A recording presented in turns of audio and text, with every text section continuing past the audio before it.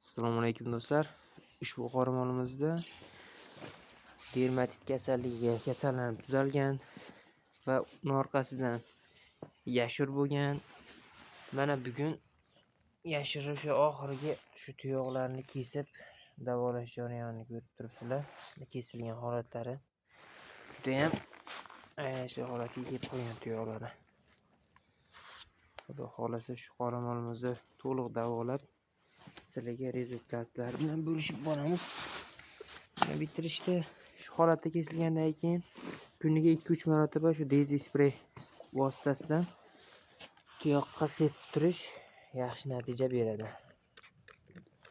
Tuyoqni shu zararlangan qismlariga sepish. Sepib setmay qolyapti. Buni orqasidan Vishnevskiy va Sefor antibiotiklaridan qoramolga 3-4 kun davomida inyeksiya qilib turish zarur.